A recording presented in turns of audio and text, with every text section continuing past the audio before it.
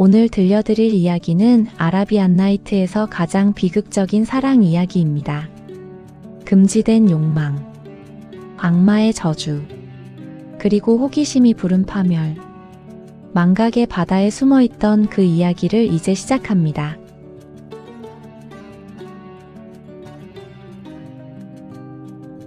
페르시아에 한 왕자가 있었습니다.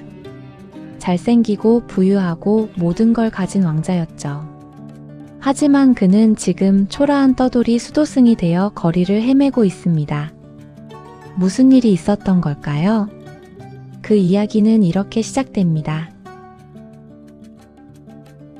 몇 년 전 왕자는 친척인 다른 나라 왕을 방문하기 위해 긴 여행길에 올랐습니다. 호화로운 행렬을 이끌고 보석과 선물을 가득 싣고 말이죠. 그런데 사막 한가운데서 비극이 일어납니다. 어디선가 흉포한 강도들이 나타나 일행을 습격한 겁니다. 전부 죽여라. 도적들의 칼이 빛날 때마다 처절한 비명과 피보라가 사방으로 흩어졌어요. 왕자의 모든 신하들이 차례로 쓰러져 갔습니다. 그 혼란의 틈바구니에서 왕자는 간신히 도망쳤습니다. 그는 사흘을 걸었습니다. 갈증과 배고픔, 그리고 혼자 도망쳤다는 죄책감이 그를 짓눌렀어요. 그때 저 멀리 도시가 보였습니다. 왕자는 마지막 힘을 짜내어 그 도시로 들어갔습니다. 도시는 활기차고 풍족했습니다. 먹을 것 좀 주시오. 하지만 이곳에서 왕자는 초라한 이방인일 뿐이었죠. 모든 사람이 거짓골을 한 그를 피했습니다. 오랜 고난에 정신이 아득해진 왕자는 그만 골목 귀퉁이에 주저앉았습니다. 그때 한 노인이 다가왔습니다. 젊은이, 자네 뭐 하는 사람인가? 왕자는 거짓말을 했습니다. 어차피 왕자라고 말해도 믿지 않을 게 뻔했거든요. 저는 떠돌이 수도승입니다. 노인은 왕자에게 빵과 물을 주었습니다. 오랜 허기와 갈증에 시달린 왕자는 그것들을 개걸스럽게 먹어치웠죠. 왕자가 음식을 모두 먹기를 기다려 노인이 다시 물었습니다. 자네 일 하나 하지 않겠나? 내 집에서 밤에 일하면 은하를 주지. 왕자는 기뻤습니다. 물론이죠. 뭐든 하겠습니다. 노인이 왕자를 집으로 데려갔습니다. 겉보기엔 평범한 집이었어요. 집을 돌아 뒤뜰로 들어가자 그곳에는 지하실로 통하는 허름한 문이 있었습니다. 깊고 어둡고 차가운 공기가 올라오는 계단. 들어가게. 밤새 그곳을 지키면 되네. 아침에 내가 다시 올 테니. 노인은 왕자에게 횃불과 밤에 먹을 빵, 물 등을 주고는 사라졌습니다. 왕자는 천천히 계단을 내려갔습니다. 한 걸음, 두 걸음. 얼마나 내려갔을까요? 마침내 거대한 지하 공간이 나타났습니다.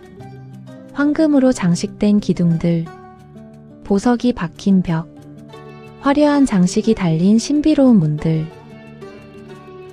왕자가 좀 더 앞으로 나아가자 홀 한쪽 구석에 뭔가가 보였습니다. 매끄러운 검은 목재로 만든 여인의 조각상. 너무나 정교하고 너무나 아름다웠어요. 이건 예술품이야. 이렇게 완벽할 수가. 왕자는 조각상 옆에 앉아서 밤을 보내기로 했습니다. 시간이 흘렀습니다. 자정 무렵이었죠. 갑자기 조각상이 꿈틀하고 움직이기 시작했어요. 검은 목재는 상아처럼 하얗고 따뜻한 피부가 되고 초점 없던 눈동자에는 생기가 돌았습니다. 마침내 조각상이 살아있는 여인으로 변했습니다. 왕자는 너무 놀라서 말을 잃었습니다. 여인이 천천히 왕자를 바라보았습니다. 당신은 누구세요? 그녀의 목소리는 벨벳처럼 부드러웠지만 슬픔이 묻어났어요. 왕자가 대답했습니다. 전 떠돌이 수도승입니다. 어떤 노인이 이곳을 지키라고. 여인이 씁쓸하게 웃었습니다. 아버지가 또, 그렇군요. 아버지요? 당신이 좀 전에 만난 노인은 저의 아버지입니다. 이 도시의 왕이죠. 그런데 공주님이 왜 이런 곳에? 공주가 긴 한숨을 쉬었습니다. 저주 때문이에요. 그리고 그녀는 자신의 이야기를 들려주었습니다. 저는 어릴 때부터 아름답다는 소리를 들었어요. 꽤 먼 곳까지 제 미모에 대한 소문이 났었죠. 하지만 그것이 화근이었습니다. 어느 날 저의 소문을 들은 이프리트라는 악마가 찾아왔습니다. 저를 사랑한다고, 자신과 결혼하면 세상 모든 부를 가져다 주겠다고. 하지만 저는 거부했어요. 너무 무섭기도 했고 무엇보다 그는 생활이 문란하기로 유명했거든요. 설득과 거절이 반복되는 사이 이프리트는 화가 났습니다. 네가 나를 거부한다면 어떤 남자도 가질 수 없게 해주지. 그리고 저주를 걸었어요. 낮에는 검은 나무 조각상으로 지내고 밤에만 인간으로 돌아올 수 있는 저주. 그리고는 공간을 변화시켜 지하궁전을 만들고 저를 이곳에 가뒀죠. 영원히 혼자 살아가라고. 이야기가 끝나자 왕자는 측은한 마음이 들었습니다. 그렇게 얼마나 오래 계셨나요? 10년이 넘었어요. 오직 아버지만이 이 사실을 알고 있죠. 아버지는 밤마다 누군가를 보내서 제가 혼자 있지 않게 해주십니다.